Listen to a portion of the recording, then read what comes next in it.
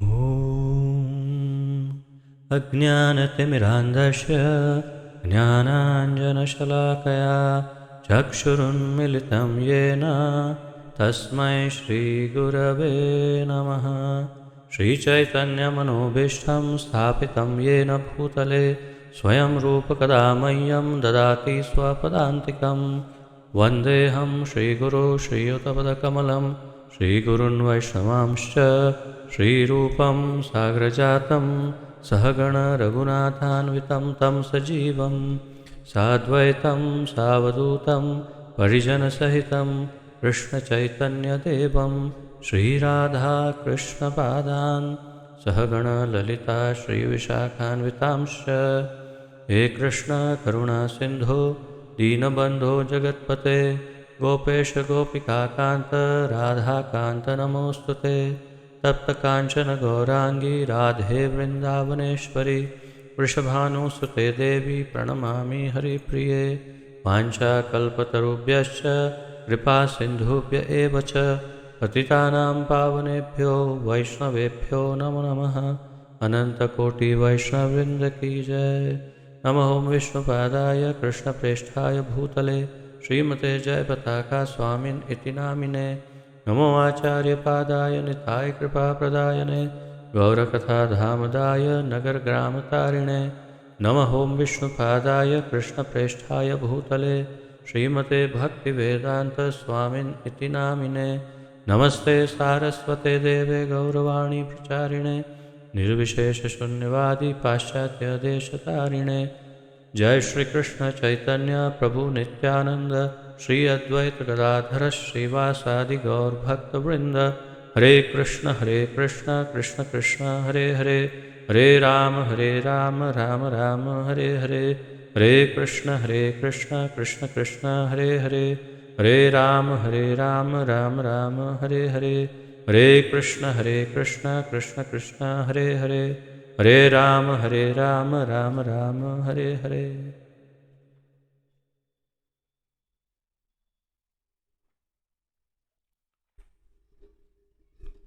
आप सबका बहुत बहुत स्वागत है आज के इस अत्यंत महत्वपूर्ण तथा दिव्य कार्यक्रम में, जिसके अंतर्गत हम श्रीमद् भगवत गीता यथारूप का सम्मिलित अध्ययन कर रहे हैं, जिसका आलेखन हमारे इस्कॉन के संस्थापक आचार्य श्री श्रीमद् अभय चरणारविंद भक्तिवेदांत स्वामी श्रील प्रभुपाद जी ने किया है। श्रील प्रभुपाद की जय। तो 13वां अध्याय और 13वें अध्याय में 14वें श्लोक तक हम पहुँचे हैं। पिछली बार हमने 8 से लेकर के 12वें श्लोक तक का अध्ययन देखा, वो भी 2 सप्ताह में, अर्थात दो बार में हमने उसके अध्ययन पूर्ण किया, क्योंकि बहुत ही लंबा तात्पर्य दिया प्रभुपाद जी ने और बहुत ही महत्वपूर्ण श्लोक है 8 से लेकर के 12। और फिर उसके पश्चात हमने 13वें श्लोक का भी अध्ययन किया। तो आज 13वें श्लोक का एक पुनरावर्तन करते हुए फिर 14वें श्लोक के अध्ययन से आगे बढ़ते हैं। श्रीमद् भगवद गीता यथारूप श्लोक संख्या अध्याय 13 श्लोक संख्या 13।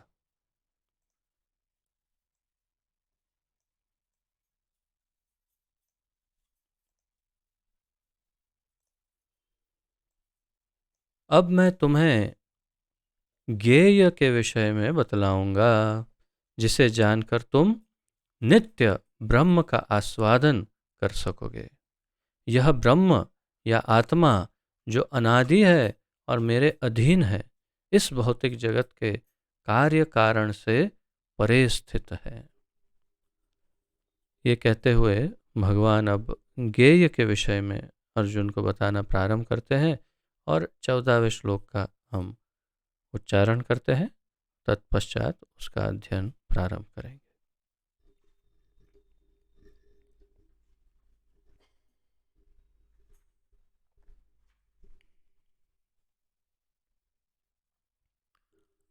सर्वतः पाणिपादं तत् सर्वतोक्षिगोचरम् शिरोमुखं सर्वतः श्रुतिमल्लोके सर्वामृत्य सर्वाम् आवृत्य तिष्ठति सर्वतः पाणिपादं तत् सर्वतो अक्षिशिरोमुखं सर्वतः श्रुतिमल्लोके सर्व आवृत्य तिष्ठति।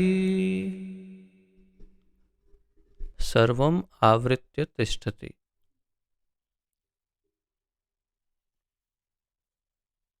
शब्दार्थ, अनुवाद तथा तात्पर्य श्री प्रभुपाद जी द्वारा। सर्वतः सर्वत्र, पाणी हाथ, पादम पैर, तत् वह, सर्वतः सर्वत्र, अक्षि आँखें, शिरः सिर, मुखम मुँह, सर्वतः सर्वत्र, श्रुति मत कानों से युक्त, लोके संसार में, सर्वम हर वस्तु, आवृत्य व्याप्त करके, तिष्ठति अवस्थित है। अनुवाद। उनके हाथ, पाँव, आँखें, सिर तथा मुंह तथा उनके कान सर्वत्र हैं। इस प्रकार परमात्मा सभी वस्तुओं में व्याप्त होकर अवस्थित है। अब भगवान इस श्लोक से अपनी भगवत्ता का परिचय परोक्ष रूप से दे रहे हैं। कह रहे हैं उनके हाथ। उनके हाथ तो किनके हाथ? स्वयं की ही बात कर रहे हैं, लेकिन अपने परमात्मा स्वरूप की बात कर रहे हैं। और कभी कभी भगवान मैं कह कर के पुकारते हैं अपने बारे में।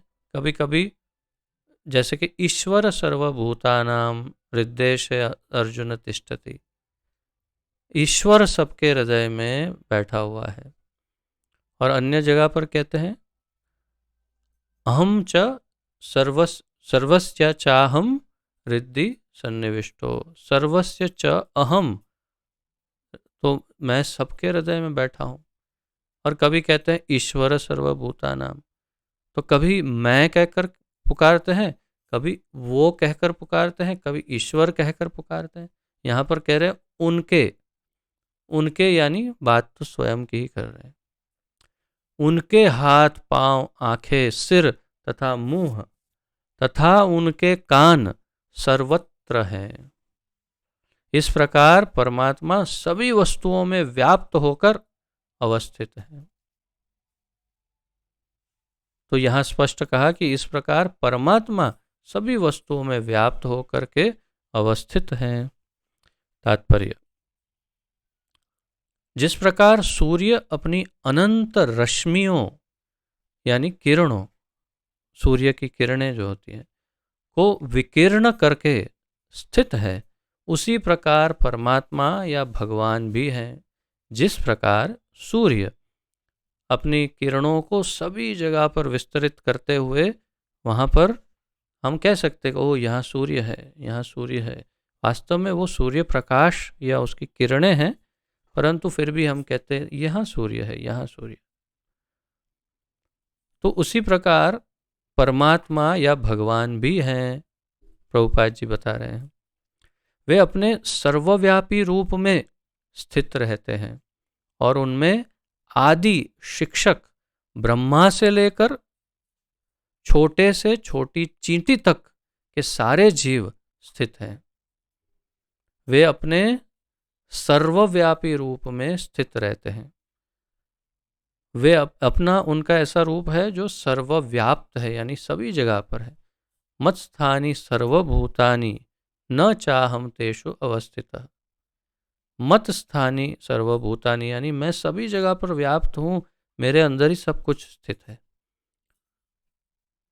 और उनमें आदि शिक्षक ब्रह्मा से लेकर छोटे से छोटी चींटी तक के सारे जीव उन्हीं में स्थित है। भगवान के अंदर ही सब स्थित है, यानी हम सब भगवान में ही स्थित हैं।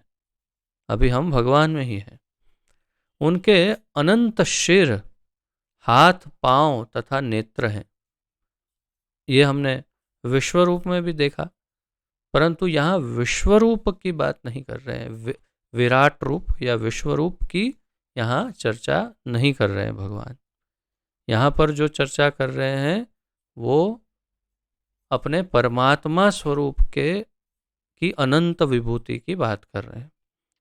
तो उनके अनंत शीर, हाथ, पांव तथा नेत्र हैं और अनंत जीव हैं। ये सभी परमात्मा में स्थित हैं। अतएव परमात्मा सर्वव्यापक है। लेकिन आत्मा यह नहीं कह सकता कि उसके हाथ, पांव तथा नेत्र चारों दिशाओं में हैं।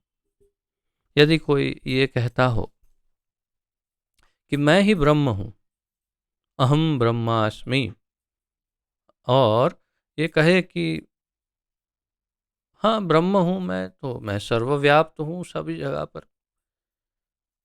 तो फिर ये बात गलत हो जाएगी। क्यों? क्योंकि एक जीवात्मा के हाथ, पैर, नेत्र चारों ओर फैले हुए नहीं हो सकते।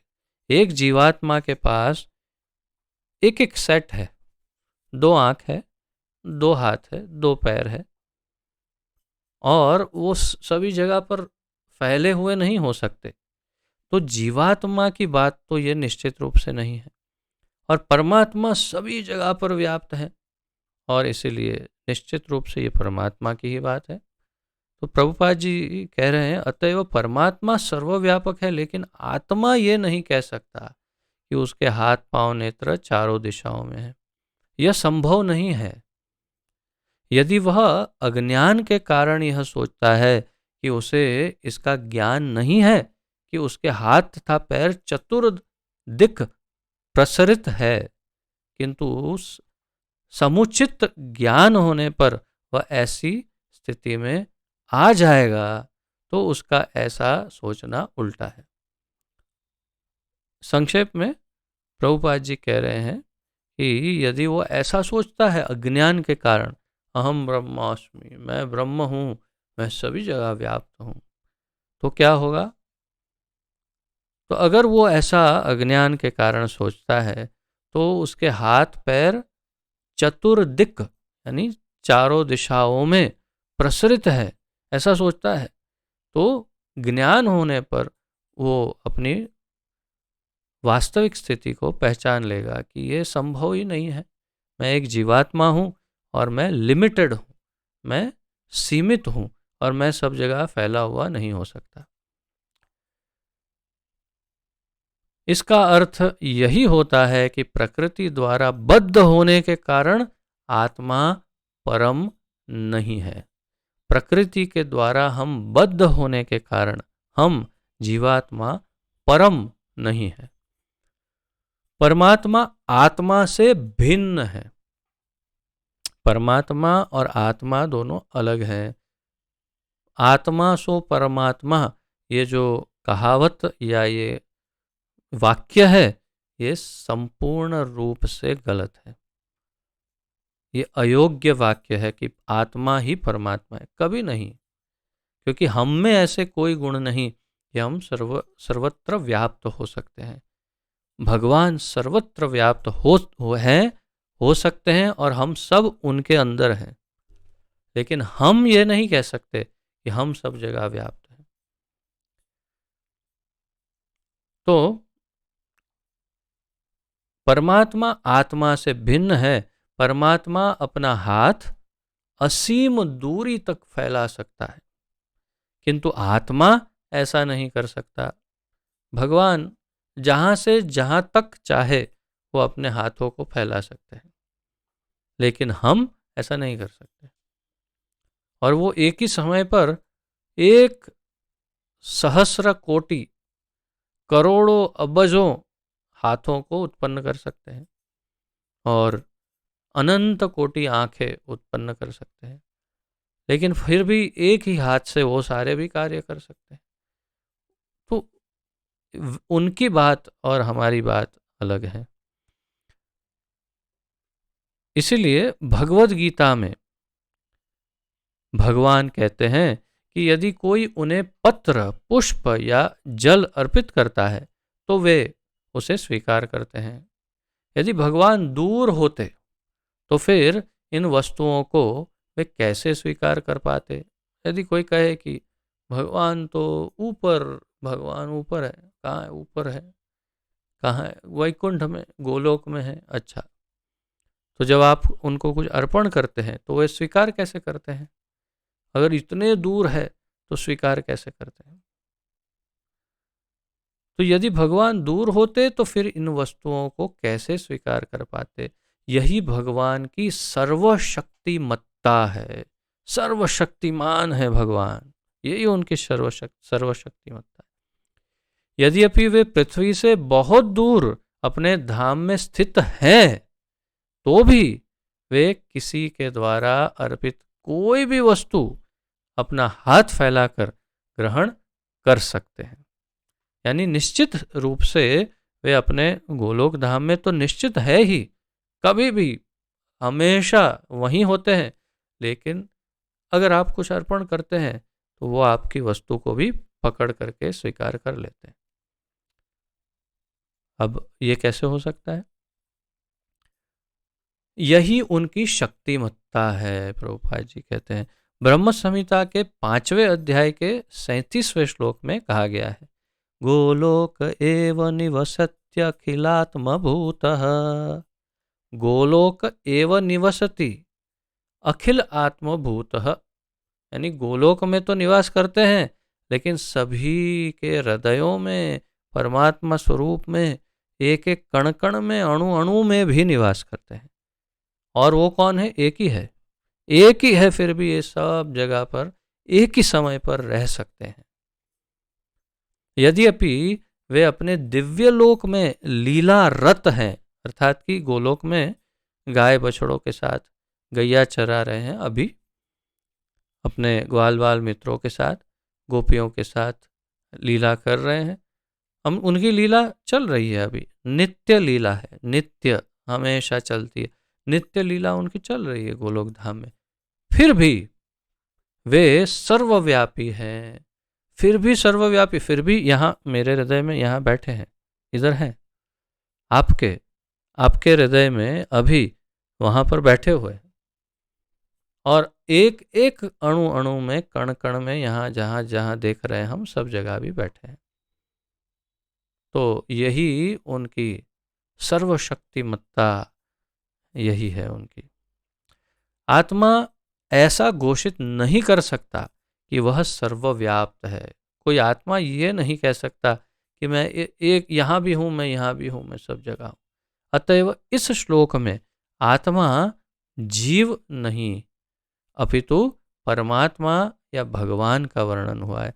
अतएव इस श्लोक में आत्मा यानी जीव का नहीं, परंतु परमात्मा का वर्णन है। कोई कहे कि हाँ, अभी तो आत्मा की बात कर रहे थे, फिर उन्होंने कहा कि उनके हाथ, पांव, आंखें, सिर तथा मुंह अनेक तथा उनके कान सर्वत्र है, तो ये तो आत्मा की बात है। बिल्कुल नहीं, ऐसी गलती नहीं करना। और फिर स्पष्ट कर भी दिया, इस प्रकार परमात्मा सभी वस्तुओं में व्याप्त होकर अवस्थित है, यानी ये परमात्मा की बात है, आत्मा की नहीं। 15वां श्लोक देखते हैं।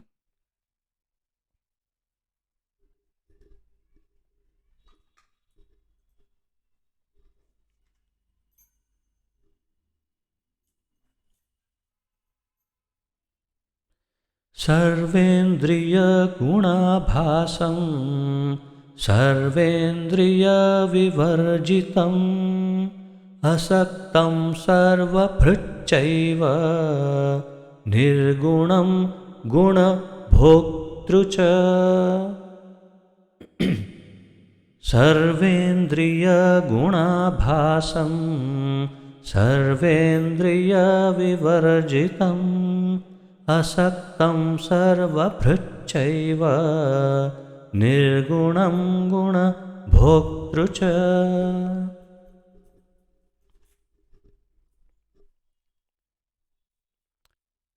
शब्दार्थ: सर्व समस्त, इंद्रिय इंद्रियों का, गुण गुणों का, आभसम मूल स्रोत, सर्व समस्त, इंद्रिय इंद्रियों से, विवर्जितम विहीन, असक्तम अनासक्त, सर्वभृत प्रत्येक का पालन करता, च भी एव निश्चय ही, निर्गुणम गुणविहीन, गुण भोक्तृ गुणों का स्वामी, च भी।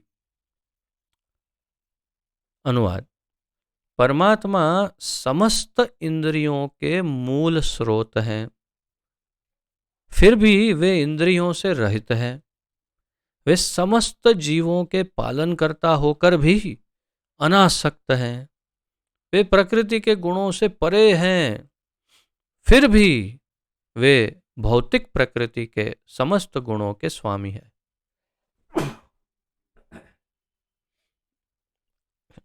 क्षमा करें। परमात्मा समस्त इंद्रियों के मूल स्रोत है। ये तो समझ में आता है, ये सामान्य बुद्धि से भी समझ में आता है कि परमात्मा ही सभी इंद्रियों के मूल स्रोत हैं, यानी सारी इंद्रियां उनसे प्रकट होती हैं। फिर भी वे इंद्रियों से रहित है। मायावादी कहेंगे, निर्विशेषवादी कहेंगे, हाँ पकड़ लिया पकड़ लिया पकड़ लिया पकड़ लिया, बस यही तो हम भी कह रहे थे। देखा, अभी आपको भी बोलना पड़ा। वे इंद्रियों से रहित है, भगवान को इंद्रियां नहीं है। देखा, भगवान भी कह रहे हैं और आपको अनुवाद में भी लिखना पड़ा। निर्विशेषवादी ऐसा कह सकते हैं।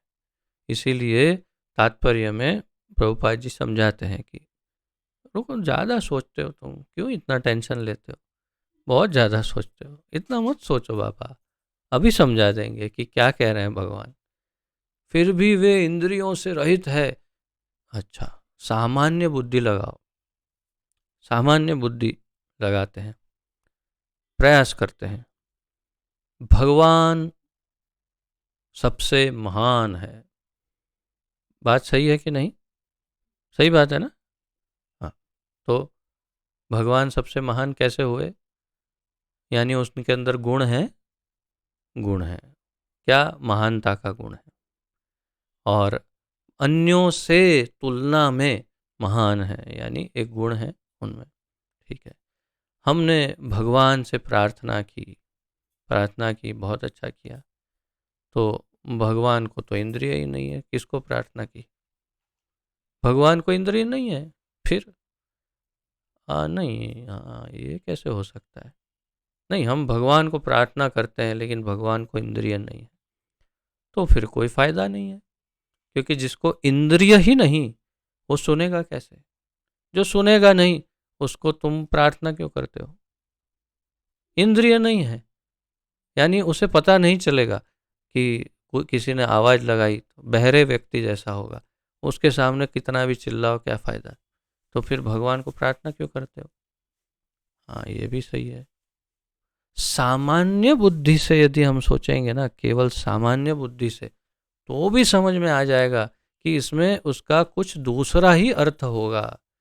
जो अर्थ हम निकाल रहे हैं ऐसा नहीं होगा।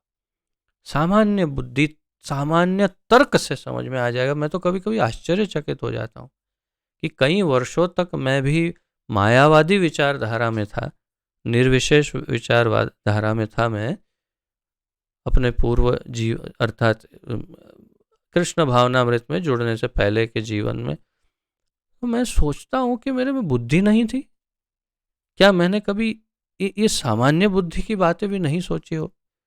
और सत्य है, बुद्धि नहीं थी तो कैसे सोच पाता? सामान्य बुद्धि की बात है।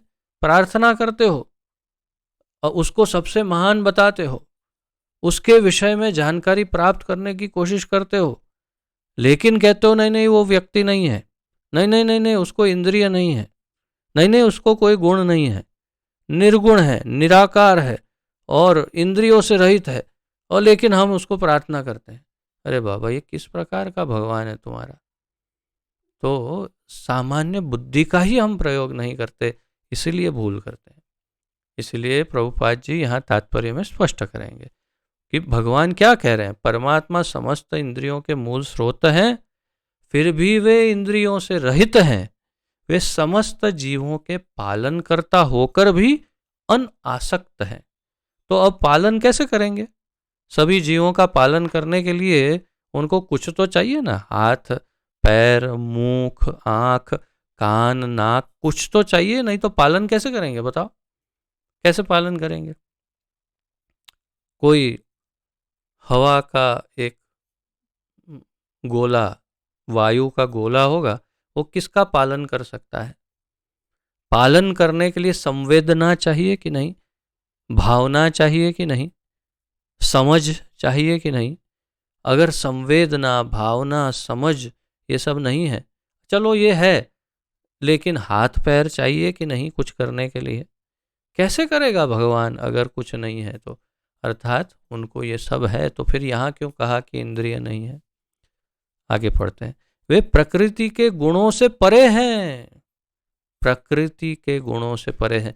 बल्कि यहाँ अगर हम अनुवाद में देखें, अर्थात शब्दार्थ में देखें, तो निर्गुणम,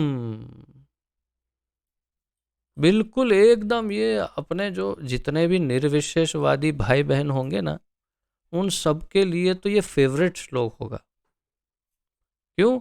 अरे सर्वेंद्रिय गुणाभासम सर्वेंद्रिय विवर्जितम, इंद्रिय ही नहीं है और निर्गुणम, गुण ही नहीं है। प्रभुपाद जी ने फिर भी अनुवाद में लिख दिया कि प्राकृतिक गुणों से परे है, लेकिन भगवान ने तो कहा गुणों से ही परे है, निर्गुण है। तो कैसे हो सकता है? समझते हैं। फिर भी वे भौतिक प्रकृति के समस्त गुणों के स्वामी भी है, भौतिक प्रकृति के समस्त गुणों के फिर भी स्वामी है। कैसे कहा? गुण भोक्तृ, गुणों का स्वामी च, यानी ये गुण रहित है, निर्गुणम, फिर भी गुण भोक्तृ, गुणों का स्वामी। ये कैसा है? जिसको खुद को गुण नहीं, गुणों का स्वामी है। जिसको इंद्रिय नहीं, वो सबका पालन भी कर सकता है। तात्पर्य में देखते हैं।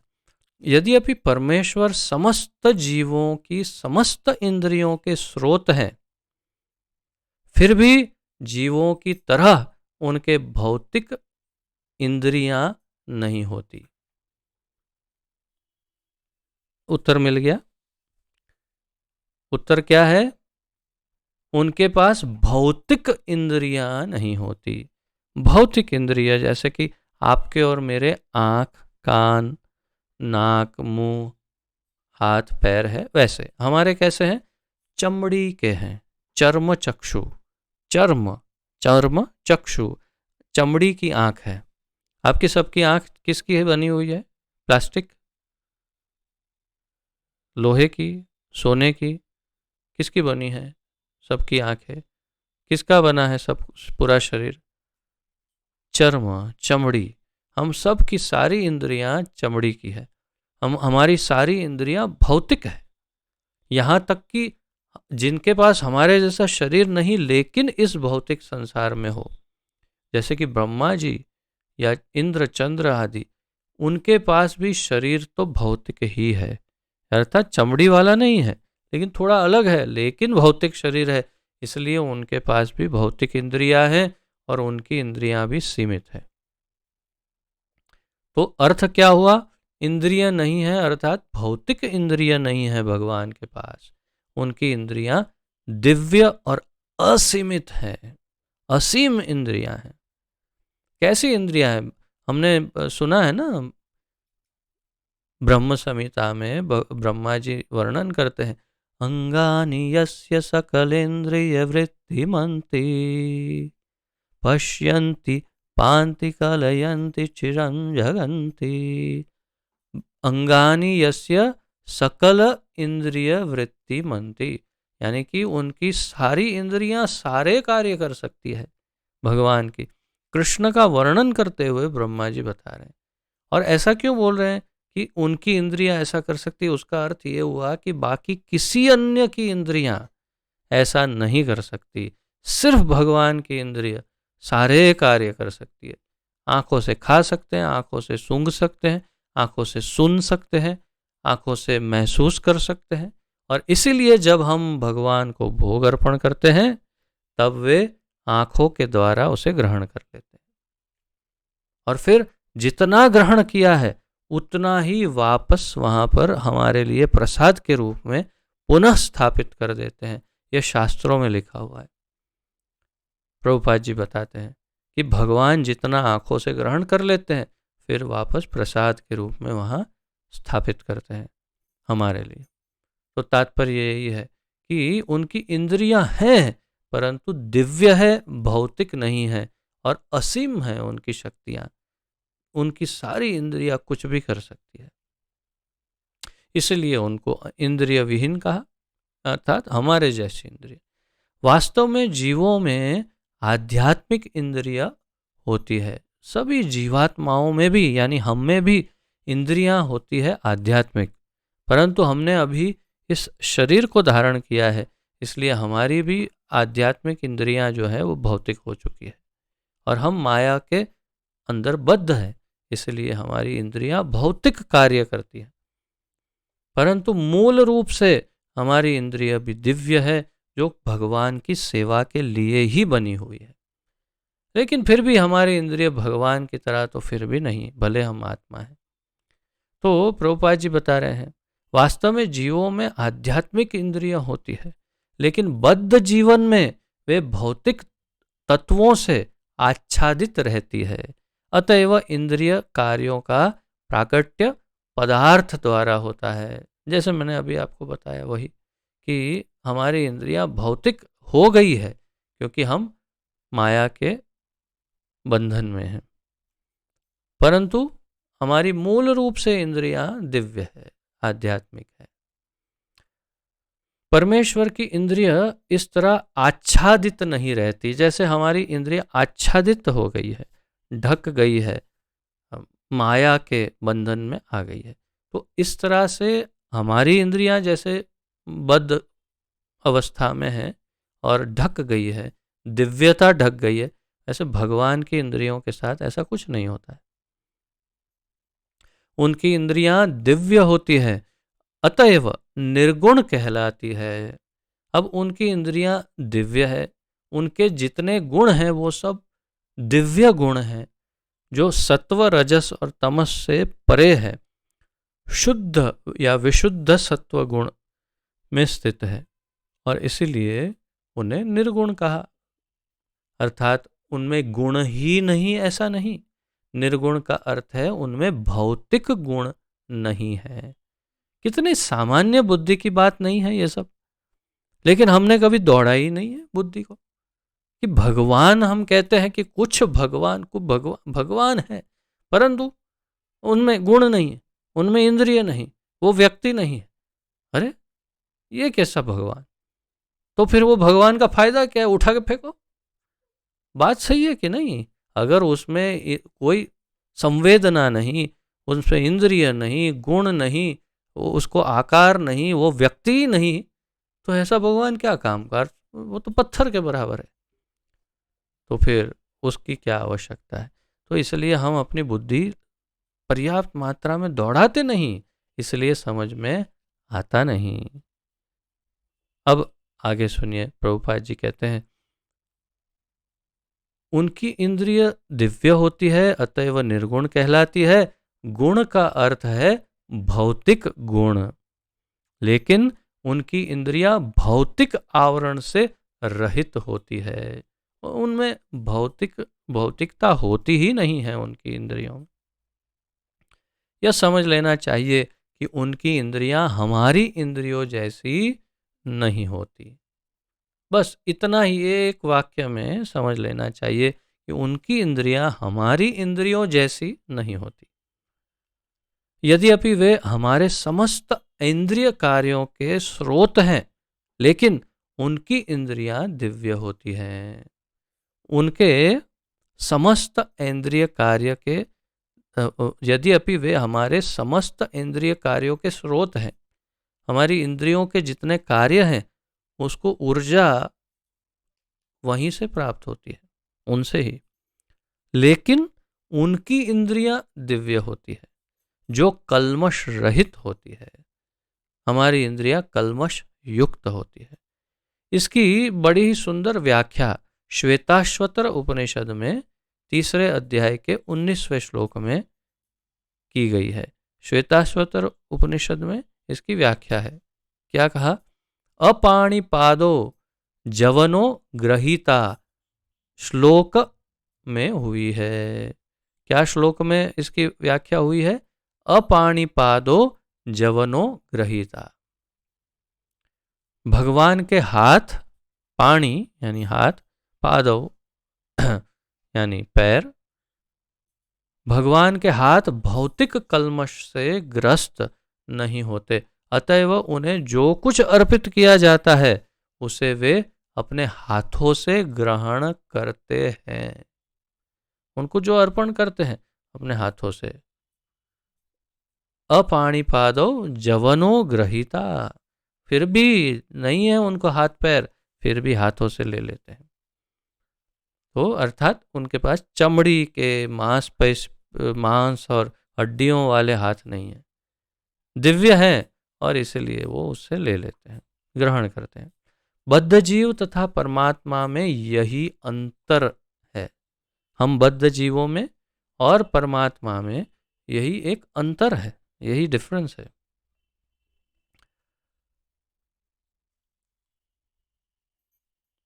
उनके भौतिक नेत्र नहीं होते।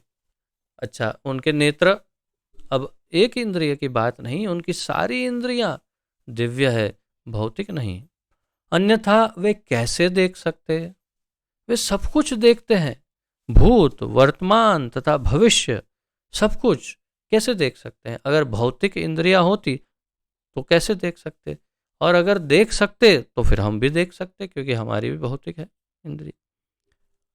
वे जीवों के हृदय में वास करते हैं, प्रभुपाद जी बता रहे हैं, और वे जानते हैं कि भूतकाल में हमने क्या किया है, अब क्या कर रहे हैं, और भविष्य में क्या होने वाला है। भगवान ने हमें भगवत गीता के श्लोकों में ये भी पढ़ा, भगवान कहते हैं कि उनको भूतकाल, भविष्य तथा वर्तमान का सारा ज्ञान है, वे सब कुछ जानते हैं। और अर्जुन को कहते हैं तू उसको नहीं जानता है, लेकिन मैं सब कुछ जानता हूं, भूत भविष्य वर्तमान सब। प्रभुपाद जी उसी श्लोक की बात कर रहे हैं और कह रहे हैं कि वे जीवों के हृदय में वास करते हैं और जानते हैं भूतकाल में हमने क्या किया है। क्यों क्यों जानते हैं? क्योंकि कोई ऐसा जन्म नहीं हमारा, कोई ऐसा जन्म नहीं जहां पर परमात्मा हमारे साथ नहीं रहे हो। हर क्षण हर पल परमात्मा हमेशा हमारे साथ रहते हैं, नित्य, और आप सब के साथ, एक एक जीव के साथ हमेशा रहते हैं। इसलिए उनका सब कुछ जानते हैं, एक एक जीव का सब कुछ जानते हैं, सारी हिस्ट्री उनके पास रहती है।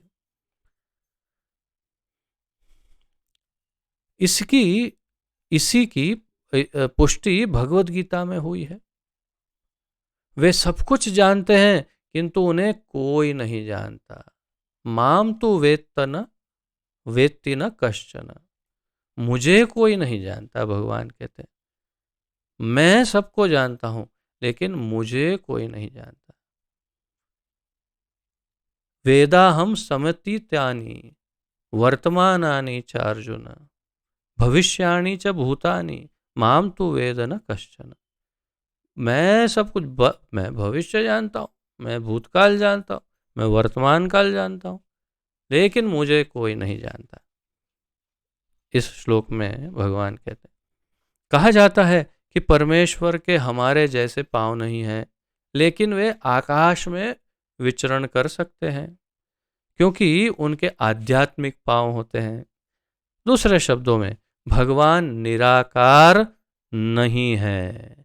भगवान निराकार नहीं है। उनके अपने नेत्र, पांव, हाथ सब कुछ होते हैं और चूंकि हम सभी परमेश्वर के अंश हैं, अतएव हमारे पास भी सारी वस्तुएं होती है। हम परमेश्वर के अंश हैं, इसीलिए हमारे पास ये सारी वस्तुएं होती है। लेकिन उनके हाथ, पांव, नेत्र तथा अन्य इंद्रियां प्रकृति द्वारा कल्मशग्रस्त नहीं होती। जैसे हमारी इंद्रियां इस प्रकृति के द्वारा दूषित हो जाती है। हमारी सारी इंद्रियां दूषित हो सकती है, प्रकृति द्वारा होती ही रहती है, परंतु भगवान की इंद्रियां दूषित नहीं होती।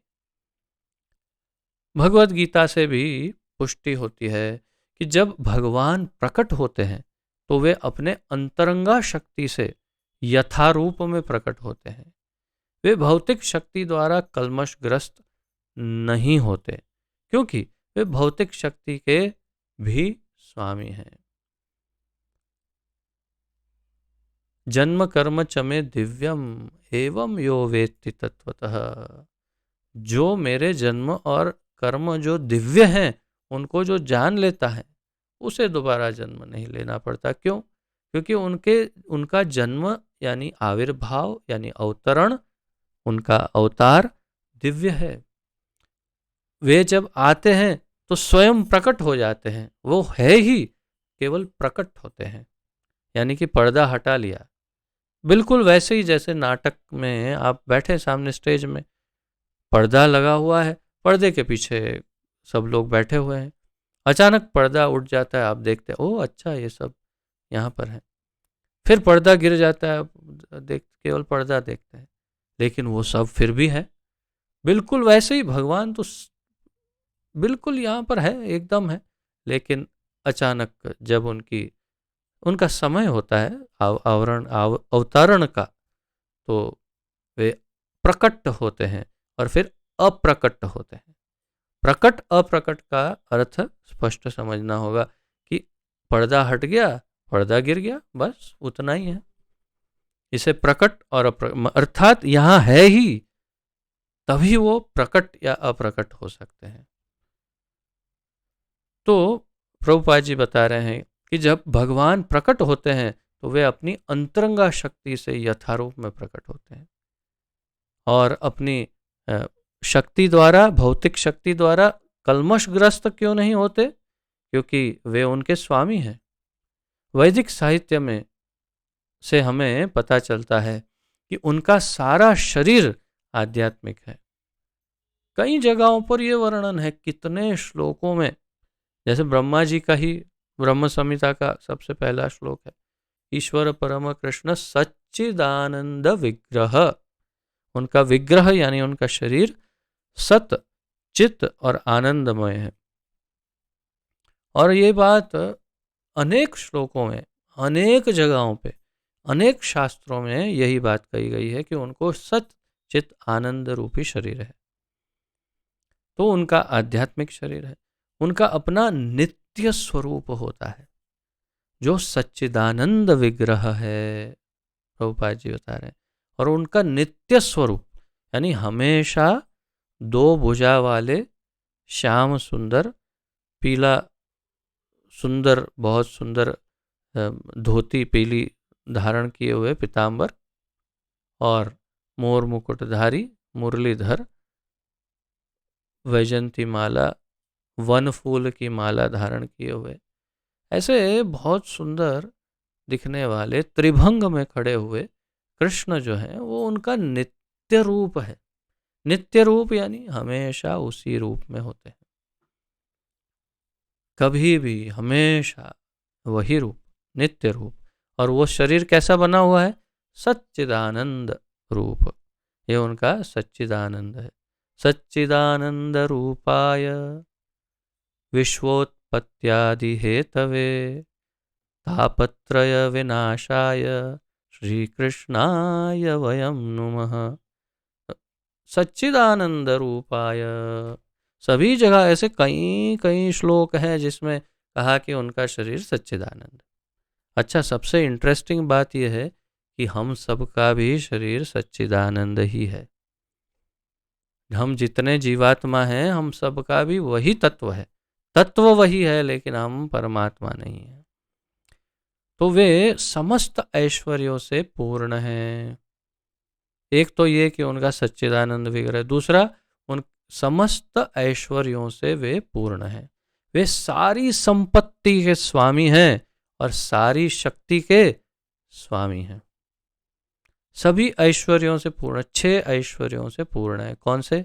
ऐश्वर्यस्य समग्रस्य वीर्यस्य यशस्य श्रियः ज्ञान वैराग्ययोश्चैव षण्णां भग इतिंगणा। विष्णु पुराण। तो क्या कहा? इनके अंदर 6 ऐश्वर्य हैं। कौन सा? ऐश्वर्यस्य समग्रस्य वीर्यस्य, उनके अंदर सारे का सारा जो धन ऐश्वर्य, वो सब उनके अंदर सबसे ज्यादा है। वीर्यस्य, उनके अंदर सबसे अधिक शक्ति या सामर्थ्य है। यश, सबसे अधिक प्रचलित है, वे सबसे अधिक उनकी नामना है, ख्याति है, यशवान है। तथा यश श्रियः, श्री सौंदर्य के तो क्या कहे, मदन मोहन है, यानी कि कामदेव भी मोहित हो जाए ऐसा सौंदर्य है। श्रिय है उनके अंदर, ज्ञान वैराग्य योश्चैव, ज्ञान और वैराग्य भी उनके अंदर सर्वाधिक है। तो ये 6 ऐश्वर्यों से पूर्ण है। वे सारी संपत्ति के स्वामी हैं। ईशोपनिषद में कहा, ईशावास्यमिदं सर्वं यत्किंच जगत्याम जगत। भगवान का ही ये सारा है, सब कुछ भगवान की मालिकी का है, मालिक भगवान है। वे सर्वाधिक बुद्धिमान तथा ज्ञान से पूर्ण है। ये भगवान के कुछ लक्षण हैं। अब बताइए, गुण है कि नहीं उनमें? उनके अंदर कितने गुण हैं हम गिनती ही नहीं कर सकते। फिर क्यों निर्गुण कहा? अभी तो कहा था निर्गुण, अर्थात उनके भौतिक गुण नहीं है। इंद्रियों रहित कहा, अभी कहा, तो भौतिक इंद्रियां नहीं है। अब समझ में आ गया कि भगवान को ऐसा नहीं समझना चाहिए कोई बादल है, कुछ नहीं है वही भगवान है। ये सब मूर्खता है। वे समस्त जीवों के पालक हैं और सारी गतिविधि के साक्षी हैं। क्यों साक्षी हैं? कैसे है? क्योंकि हर एक जीव के हृदय में तो बैठे ही हैं। जो भी जीवात्मा जो कर रहा है सबके साक्षी हमेशा रहते हैं। तो सभी गतिविधि के साक्षी हैं और सभी जीवों के पालक भी वही हैं। जहां तक वैदिक साहित्य से समझा जा सकता है, परमेश्वर सदैव दिव्य हैं। यद्यपि हम उनके हाथ, पांव, सिर, मुख नहीं देखते, लेकिन वे होते हैं। और जब हम दिव्य पद तक ऊपर उठ जाते हैं तो हमें भगवान के स्वरूप के दर्शन होते हैं। अभी नहीं दिख रहे हैं, लेकिन हम जब दिव्य पद पर उठ जाएंगे, तब हम सिद्ध हो जाएंगे, तब हमें भी भगवान के दर्शन हो जाएंगे। प्रभुपाद जी ने बहुत स्पष्ट कहा अंग्रेजी में, ये वाक्य मेरे मस्तिष्क में एकदम छप गया है। प्रभुपाद जी के शब्द, you can see God face to face. Prabhupad ji कहते हैं, यानी कि आमने सामने, एक मुख दूसरा मुख। जैसे हम दो आप आपस में बात करेंगे, आपका मुख मेरी तरफ, मेरा मुख आपकी तरफ, हम एक दूसरे का मुख जैसे देख सकते हैं, वैसे हम भी भगवान को फेस टू फेस देख सकते हैं। प्रभुपाद जी ने कहा। ये संभव है, परंतु हमारी दिव्य स्थिति में कल्मशग्रस्त इंद्रियों के कारण हम उनके स्वरूप को देख नहीं पाते, क्योंकि हम भौतिक बद्ध कल्मशग्रस्त दूषित इंद्रियों के साथ हैं, इसलिए हम भगवान को देख नहीं पाते। अतएव निर्विशेषवादी भगवान को नहीं समझ सकते। निर्विशेषवादी निर्विशेष भगवान क्या है? कुछ नहीं। विशेष क्या है? सभी भगवान है, सब कुछ भगवान है, सब जगह भगवान है।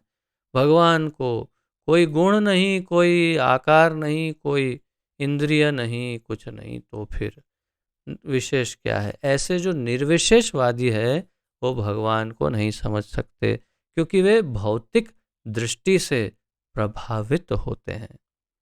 क्यों? क्योंकि भौतिक दृष्टि से वे प्रभावित होते हैं, नहीं समझना नहीं चाहते, समझ सकते नहीं भगवान को। आइए 16वें श्लोक का उच्चारण करते हैं।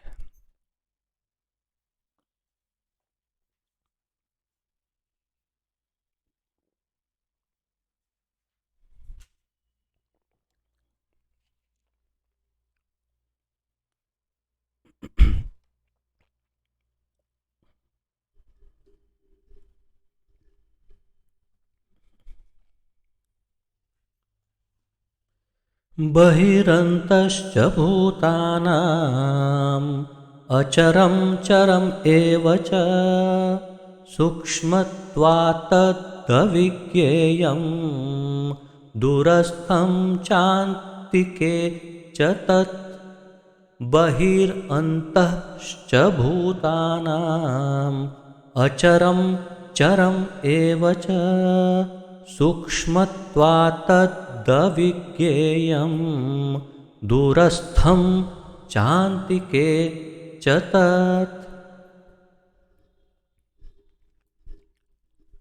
शब्दार्थ: बहिः बाहर, अंतः भीतर, च भी भूतानाम जीवों का, अचरम जड़, चरम जंगम, एव भी च तथा सूक्ष्मत्वात् सूक्ष्म होने के कारण, तत् वह अविज्ञेयम अज्ञेय, दूरस्थम दूरस्थित, च भी अंतिकम अंतिके पास, च तथा तत् वह।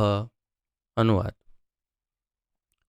परम सत्य जड़ तथा जंगम समस्त जीवों के बाहर तथा भीतर स्थित हैं। परम सत्य यानी भगवान, जड़ यानी जैसे ये जड़ है, ये चेतन नहीं, जड़ तथा जंगम समस्त जीवों के बाहर, यानी चर अचर, यानी जड़ या जंगम या जो जड़ नहीं है, समस्त जीवों के बाहर भीतर स्थित है। अर्थात कहीं भी कोई भी जगह ले लो, सभी जगह पर परम सत्य स्थित है, हर जगह पर। सूक्ष्म होने के कारण वे भौतिक इंद्रियों के द्वारा जानने या देखने से परे हैं। अत्यंत सूक्ष्म होने के कारण अभी हम अपने आप को ही नहीं देख सकते। जीवात्मा स्वयं ही इतना सूक्ष्म है। बालाग्र शतभागश्च शततः एव कल्पितस्य च। तो बाल के या केशाग्र शतभागश्च, तो केश के, बाल के अग्रभाग, आगे की जो नोक है बाल की, शततः 100 बार इसके हिस्से करो, 100 टुकड़े करो बाल के आगे के हिस्से के, इतना आगे का जो पॉइंट है उसका, उसमें से 100वां टुकड़ा ले लो, एक टुकड़ा ले लो और उस एक टुकड़े को और 100 हिस्से में विभाजन करो। फिर जो एक टुकड़ा आएगा, यानी बाल के आगे के भाग का 10,000वां हिस्सा, उतनी छोटी साइज के हम हैं। हम इतने छोटे हैं जीवात्मा के रूप में। तो फिर हम अपने आप को नहीं देख सकते, भगवान को क्या देखेंगे? वे तो अणु अणु के अंदर है, तो फिर उन्हें हम कैसे देखें? तो यहाँ पर भगवान स्वयं कह रहे हैं सूक्ष्म होने के कारण वे भौतिक इंद्रियों के द्वारा जानने या देखने से परे हैं। यद्यपि वे अत्यंत दूर रहते हैं, किंतु हम सब के निकट भी हैं। वे अत्यंत दूर, भगवान ही स्वयं कह रहे हैं कि वे अत्यंत दूर रहते हैं, लेकिन हम सबके निकट भी हैं। भगवान भी अलग अलग भाव में बात करते हैं। कभी हम कहते हैं मैं ही मैं ही मैं, और अभी कह रहे हैं वो करके कह रहे हैं कि वो उधर रहते इधर रहते, कर तो अपनी ही बात रहे हैं, लेकिन इस प्रकार। तात्पर्य, वैदिक साहित्य से हम जानते हैं कि परम पुरुष नारायण प्रत्येक जीव के बाहर तथा भीतर निवास करने वाले हैं। वे भौतिक तथा आध्यात्मिक दोनों ही जगत में विद्यमान रहते हैं, नारायण। यद्यपि वे बहुत दूर हैं, फिर भी वे हमारे निकट रहते हैं। ये वैदिक साहित्य के वचन है। कहाँ लिखा है? कठोपनिषद। कठोपनिषद में प्रथम स्कंद के दूसरे अध्याय के 21वें श्लोक में कहा गया, आसीनो दूरम व्रजति शयानो याति सर्वतः। आसीनम दूरम व्रजति, आसीनो दूरम व्रजति, बहुत दूर दूर दूर रहते, लेकिन शयानो याति सर्वतः, सभी जगह फिर भी हमेशा प्रकट रहते हैं। क्योंकि वे निरंतर दिव्य आनंद भोगते रहते हैं, अतएव हम यह नहीं समझ पाते कि वे सारे ऐश्वर्यों का भोग किस तरह करते हैं। हम इन भौतिक इंद्रियों से न तो उन्हें देख पाते हैं, न समझ पाते हैं। हम इन इंद्रियों से भगवान को नहीं समझ पाते या देख पाते। वो क्या, कौन सा श्लोक है? ग्राह्यम इंद्रिय, व्हाट इज दैट? आप में से किसी स्मरण है? न ग्राह्यम इंद्रिय सेवोन्मुखे जिह्वादौ स्वयं एव स्फुरत्यद। वो क्या श्लोक है? अतः एव अतः श्री कृष्ण नाम आदि न भवेद ग्राह्यम इंद्रिय। ये अवश्य निश्चित रूप से इसे कंठस्थ करना चाहिए इस श्लोक को। अतः श्री कृष्ण नाम आदि न भवेद ग्राह्यम इंद्रियैहि सेवोन्मुखे ही जिह्वादौ स्वयं एव स्फुरत्यत। अतः इसीलिए श्री कृष्ण नाम आदि यानी भगवान और उनका नाम आदि न भवेद नहीं होगा, ग्राह्यम समझना समझ पाना, इंद्रिय ही इन भौतिक चमड़ी की इंद्रियों से हम नहीं समझ सकते। तो कैसे समझ सकते हैं? हाँ, एक है सेवोन्मुखे, सेवा उन्मुख, सेवोन्मुखे ही जिह्वादौ, जिह्वा आदि इंद्रियों से सेवा प्रारंभ करो। क्या? हरे कृष्ण कृष्ण कृष्ण हरे हरे, हरे राम राम राम हरे हरे। जिह्वा से सेवा करो तो क्या होगा? स्वयं एव स्फुरत्यदः, हृदय में अपने आप स्पष्ट हो जाएगा कि भगवान कौन है, और फिर दर्शन हो सकते हैं। लेकिन अन्यथा हम कहें हाँ कहाँ है भगवान, लाओ दिखाओ, किधर है दिखाओ, ऐसे नहीं होगा, ऐसे भगवान नहीं दिखेंगे। इसके लिए यत्न करना पड़ेगा। कैसे कैसे? अब सोचिए कितने मूर्ख शिरोमणि लोग होते हैं ना, हम तो नहीं मानते भगवान में। क्यों? अरे कहाँ भगवान है? तो दिखाओ, चलो दिखाओ, बताओ किधर है भगवान। एम बहुत सरस।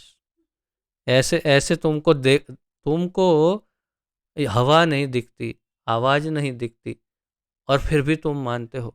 तुम्हारे पिताजी के दादाजी नहीं दिखते, फिर भी मानते हो कि वो थे। अभी नहीं दिखते लेकिन मानते हो कि थे। लेकिन कहाँ है भगवान, दिखाओ दिखाओ। ऐसे ऐसे भगवान को देख लेना। क्यों? तुम्हारे परम पूज्य पिताजी के नहीं नौकर है कि तुम उनको कहो कि हाँ लाओ दिखाओ और वो दिखा दे? भगवान है ना, भगवान। भगवान किसको कहते हैं? तुम भगवान नहीं हो, वो भगवान है। उनको ऐसे चैलेंज करने से कि हाँ आओ आओ दिखाओ, वो ऐसे नहीं आ जाएंगे। तो तात्पर्य यही है कि हम अपनी इंद्रियों से भगवान को नहीं देख सकते। प्रभुपाद जी आगे बताते हैं कि अतएव वैदिक भाषा में कहा गया है कि उन्हें समझने में हमारा भौतिक मन तथा इंद्रिय असमर्थ है, किंतु जिसने भक्ति में कृष्ण भावनामृत का अभ्यास करते हुए अपने मन तथा इंद्रियों को शुद्ध कर लिया है, जिन्होंने कृष्ण भावनामृत का अभ्यास करते हुए अपने मन तथा इंद्रियों को शुद्ध कर लिया है, वह उन्हें निरंतर देख सकता है।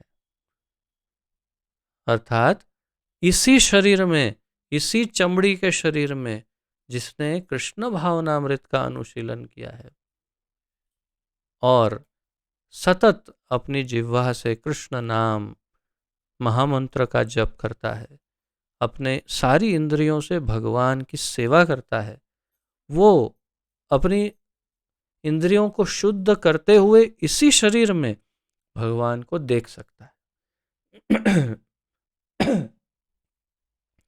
ऐसे कई उदाहरण हैं। कई भक्तों के साथ तो भगवान लीला करते हैं, स्वयं साक्षात प्रकट होते हैं, और दर्शन तो अलग बात है, उनके साथ विहार भी करते हैं इस शरीर में, इसी भौतिक संसार में। परंतु कृष्ण भावना भावित होना चाहिए, तब हो सकता है। ब्रह्म संहिता में इसकी पुष्टि हुई है कि परमेश्वर के लिए जिस भक्त में प्रेम उपज चुका है वह निरंतर उनका दर्शन कर सकता है। ब्रह्म संहिता में कहा है, प्रेमांजन चुरित भक्ति विलोचनेन संतः सदैव हृदयेषु विलोकयन्ति। यम श्याम सुंदर, तो उनके श्याम सुंदर रूप का भक्त अपने हृदय में निरंतर विलोकयंती, सतत दर्शन कर सकते हैं। कब? प्रेमांजन चुरित भक्ति विलोचनेन, भक्ति युक्त लोचन नेत्रों से देखते हैं जब, तो भक्तों को भगवान के दर्शन होते हैं। सदैव, सदैव, ब्रह्मा जी कहते हैं सदैव, हमेशा होते हैं। तो हमें भी हो सकते हैं, परंतु वो प्रेमांजन और भक्ति युक्त आंखें होनी चाहिए। प्रभुपाद जी कहते हैं, और भगवत गीता में 11वें अध्याय के 54वें श्लोक में इसकी पुष्टि हुई है कि उन्हें केवल भक्ति द्वारा देखा तथा समझा जा सकता है। भगवत गीता में भी हमने 11.54 में भक्त्या त्वनन्यया शक्य अहम एवं विधोर्जुन, है ना? तो भक्त्या त्वनन्या शक्य, भक्ति के द्वारा अन्यथा नहीं, अन्यथा शक्य नहीं है।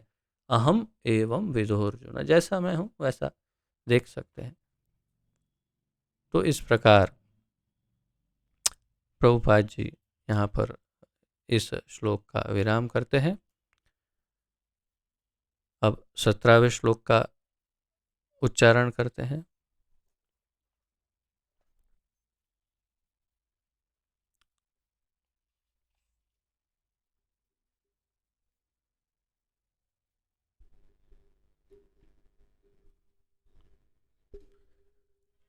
अविभक्तं च भूतेषु विभक्तम् इव च स्थितं भूतभर्तृ च तज्ञेयं ग्रसिष्णु प्रभविष्णु च।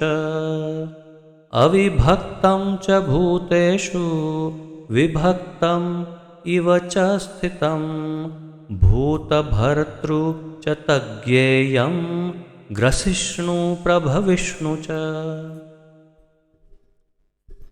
अविभक्तम बिना विभाजन के च भी भूतेषु समस्त जीवों में विभक्तम बटा हुआ इव मानो च भी स्थितम स्थित भूत भर्तु या भूत भर्तु समस्त जीवों का पालक। भर्तु भरता, भरता यानी हमारी देखभाल, यानी हमें जो भी आवश्यकता है वो ये हमारे भरता है, यानी हमारे पालन करता। तो भूत भर्तु, भूत यानी सभी जीवों के पालन करता भगवान।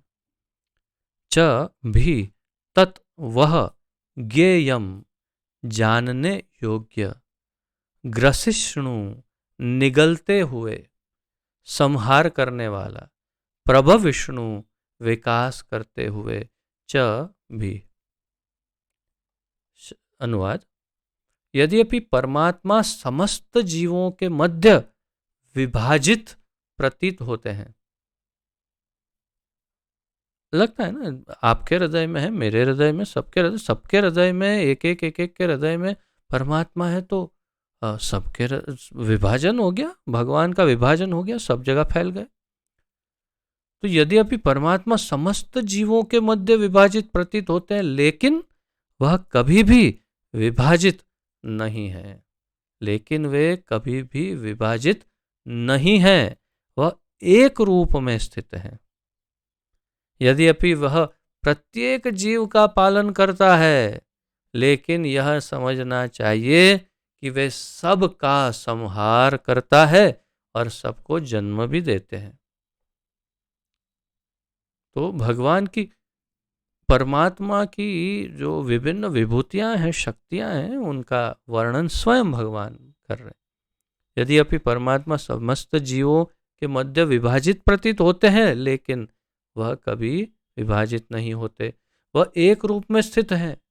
यद्यपि वे प्रत्येक जीव के पालन करता है, लेकिन यह समझना चाहिए कि वे सबके संहार करता भी और जन्मदाता भी वही है। तात्पर्य: भगवान सबके हृदय में परमात्मा के रूप में स्थित है। ईश्वर सर्वभूतानां हृद्देशे अर्जुन तिष्ठति, सर्वस्य चाहम हृदय सन्निविष्टो। भगवान सबके हृदय में है, तो क्या इसका अर्थ यह हुआ कि वे बटे हुए हैं? हाँ, सीधी बात है, सबके हृदय में है, अर्थात एक एक पीस है ना। आपने एक बड़ी केक लाई है, बर्थडे में हैप्पी बर्थडे टू यू काटा, उसके 50 पीस बनाए, एक एक के डिश में एक एक पीस रखा, तो फिर केक कहाँ है? केक कहाँ है? केक कहाँ है? केक है कहाँ है? सभी के डिश में है, देखो सब जगह। तो वो नहीं, वो केक कहाँ है? तो वो केक कहाँ से रहेगी भाई? उसके तो टुकड़े कर दिए, एक एक डिश में एक एक पीस रख दिया। ओ अच्छा, ऐसे टुकड़े करके भगवान का एक एक पीस सबके हृदय में रखा है, ऐसा नहीं है। सबके हृदय में होते हुए भी वे एक ही व्यक्ति है और एक ही जगह पर है, यही तो उनकी दिव्यता है। तो प्रभुपाद जी बता रहे हैं कि वास्तव में एक ही है। यहाँ पर सूर्य का उदाहरण दिया जाता है। सूर्य मध्याह्न समय में अपने स्थान पर रहता है, लेकिन यदि कोई चारों ओर 5000 मील की दूरी पर घूमे और पूछे कि सूर्य कहाँ है, तो सभी लोग यही कहेंगे कि वह उसके सर पर चमक रहा है। अगर दोपहर को 1 बजे कोई कहे कि सूर्य कहाँ है, वृंदावन से मैं कहूँगा सूर्य ये रहा मेरे ऊपर है। अहमदाबाद में आप कहेंगे सूर्य ये रहा, कोलकाता में कहा सूर्य यहाँ, कहीं भी जाओ सूर्य यहाँ है, ऊपर है। क्यों? सूर्य तो वही है, लेकिन मेरे सर के ऊपर दिख रहा है, ऐसा क्यों? लेकिन सूर्य ऐसा भी नहीं कि मेरे सर के ऊपर है। तो एक यही सामान्य उदाहरण है कि वो सभी जगह पर, जैसे सबको ऐसा लगता है कि मेरे सर के ऊपर है, लेकिन सूर्य किसी के भी सर पर नहीं, वैसे भगवान भी एक स्थान पर है, फिर भी सभी के हृदय में भी है। दोनों सत्य है। यही उनकी दिव्यता है। तो उसी तरह वैदिक साहित्य में यह उदाहरण यह दिखाने के लिए दिया गया है कि यद्यपि भगवान अविभाजित हैं, लेकिन इस प्रकार स्थित हैं मानो विभाजित हो। उसका एक और उदाहरण प्रभुपाद जी अन्य स्थान पर देते हैं। घट आकाश पटाकाश ऐसा कहते हैं। अर्थात मान लीजिए कि चंद्रमा है या आकाश है और आपके पास 100 पानी के घड़े हैं। आप पानी के घड़े में जब देखेंगे तो आपको उसी चंद्रमा को आप उस घड़े में देख पाएंगे। आप कहेंगे कहाँ है चंद्रमा? ये रहा चंद्रमा। जैसे ही घड़े को फोड़ देंगे चंद्रमा गायब। तो 100 घड़े में भी है चंद्रमा, ये भी सत्य है, लेकिन ऊपर भी है चंद्रमा, ये भी सत्य है। तो एक इस प्रकार के कई उदाहरणों से समझाया जा सकता है कि सत्य तो यही है कि परमात्मा हम सबके हृदय में है भी, लेकिन फिर भी वे एक ही जगह पर है, विभाजित नहीं है। यही नहीं, वैदिक साहित्य में यह भी कहा गया है कि अपनी सर्वशक्तिमत्ता के द्वारा एक विष्णु सर्वत्र विद्यमान है। जिस तरह अनेक पुरुषों को एक ही सूर्य की प्रतीति अनेक स्थान में होती है यद्यपि, तो इसी प्रकार जैसे कि हमें सूर्य एक समान एक समय पर सभी को अपने सर पर दिखता है, वैसे ही भगवान सभी को सभी के हृदय में सब समय हर जन्म में हर घड़ी हर क्षण सबके साथ रहते हैं। यद्यपि परमेश्वर प्रत्येक जीव के पालन करता है, किंतु प्रलय के समय सबका भक्षण कर जाते हैं। तो हमने तो विश्व रूप में भी देखा सबको कैसे चबा चबा के खा रहे हैं भगवान, सबको निगल गए खा खा के। और भगवान कहते हैं मृत्यु सर्वहरश्चाहम, मैं मृत्यु बनकर सब कुछ छीन लेता हूँ। और अन्य स्थानों पर भी उन्होंने कहा कालोस्मि, काल हूं मैं जो सबका आकर के भक्षण कर लेता हूँ, सबका विनाश कर जाता हूँ। तो किंतु प्रलय के समय सबका भक्षण कर जाते हैं, इसकी पुष्टि 11वें अध्याय में हो चुकी है, जहां भगवान कहते हैं कि वे कुरुक्षेत्र में एकत्र सारे योद्धाओं का भक्षण करने के लिए आए हैं। स्पष्ट कहा भगवान ने, मैं इन सबको खाने के लिए आया हूं, अर्थात इनको ग्रहण करने आया मैं सबको, और दिखा भी दिया प्रत्यक्ष अर्जुन को अब उसके नेत्रों से कि खा गए सबको। उन्होंने यह भी कहा कि वे काल के रूप में सबका भक्षण करते हैं, वे सबके प्रलयकारी और संहार करता है। जब सृष्टि की जाती है तो वे सबको मूल स्थिति से विकसित करते हैं और प्रलय के समय उन सबको निगल जाते हैं। कल्पक्षय पुनस्तानि कल्पादौ विसृजामि अहम, भगवान कहते हैं कल्प की जब नया कल्प शुरू होता है, ब्रह्मा जी प्रकट होते हैं, तब सब कुछ मैं सर्जन कर देता हूँ। और कल्प क्षय, जब कल्प का अंत हो जाता है तो सब कुछ मैं विनाश कर देता हूँ, भगवान स्वयं करते हैं। वैदिक स्तोत्र पुष्टि करते हैं कि वे समस्त जीवों के मूल तथा सबके आश्रय स्थल हैं।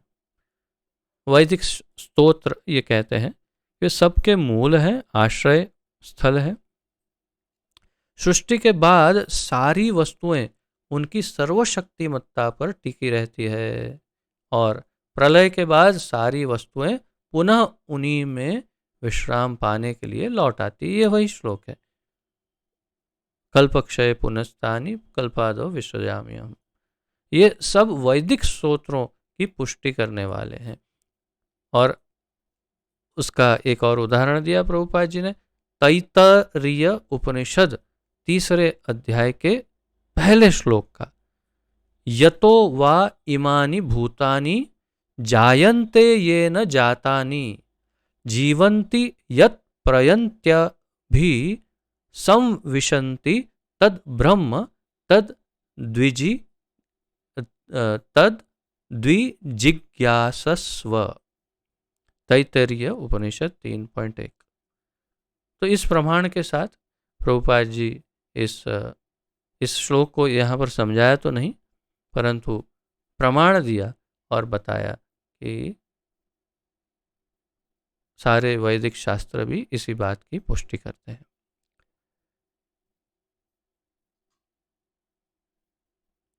तो आज यहाँ तक की चर्चा रखते हैं, आज यहाँ पर विराम ले लेते हैं और 18वें श्लोक से आगे फिर कल चर्चा करेंगे।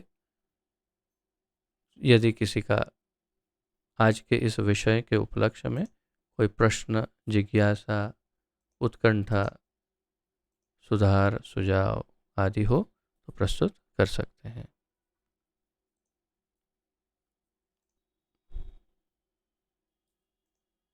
हाँ, विपिन विहारी प्रभु जी।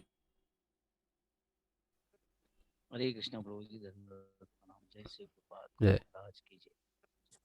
प्रभु जी, हम ये बात अगर किसी के सामने अगर कभी तर्क वितर्क होता है तो पता कि भगवष्टि के पालन पोषण करते, तो वो कई बार हमें ऐसा प्रश्न करते कि अगर वो पालन पोषण करते, काल भक्षण करते, तो उत्पन्न ही क्यों करते वो।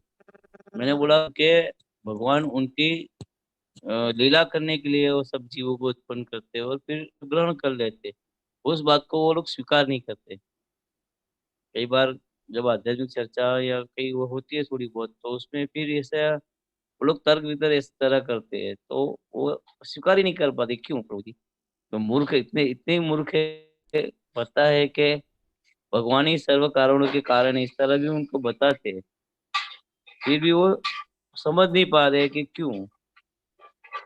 क्योंकि अगर वो भक्षण भी कर जाते हैं और उत्पत्ति भी वही करते हैं, तो क्या ऐसा करने की क्या जरूरत है, ऐसा हमसे प्रश्न करते हैं।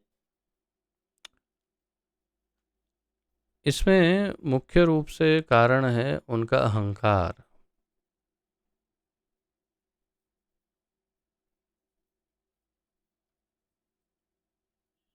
उनका अहम जो है वो उनको अनुमति नहीं देता है इस बात को विश्वास करने में कि हमसे कोई श्रेष्ठ ऐसा तत्व है जो हमारे साथ खिलवाड़ कर सकता है।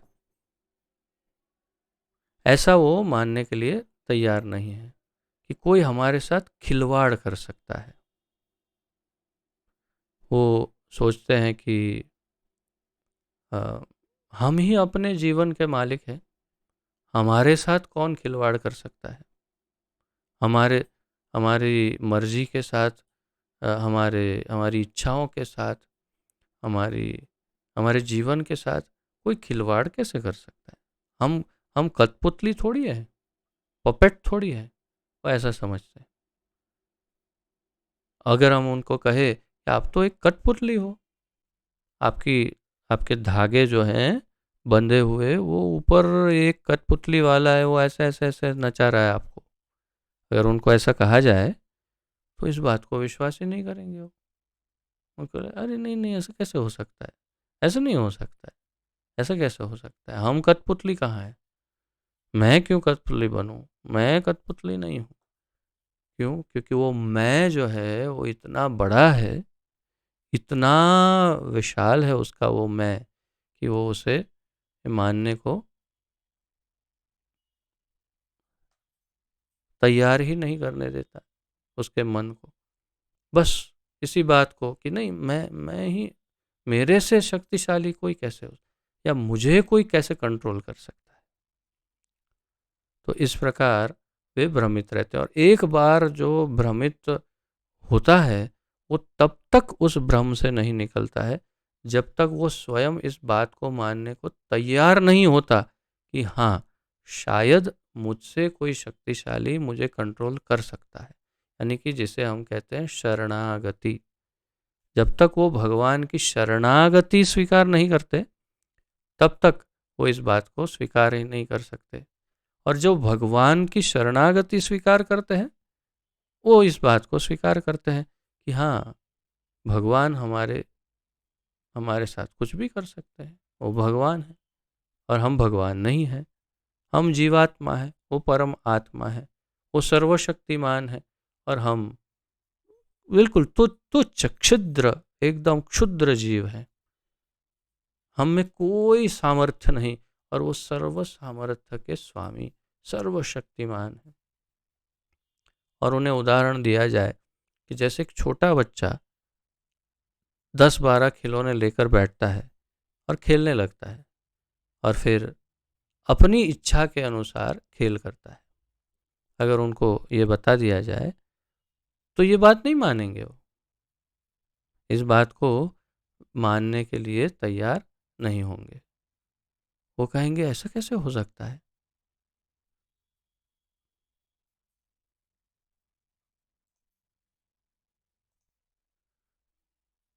तो इस प्रकार भगवान को ये लोग नहीं मानते, बस यही प्रॉब्लम है उनका कि वे भगवान को इस प्रकार नहीं मानते।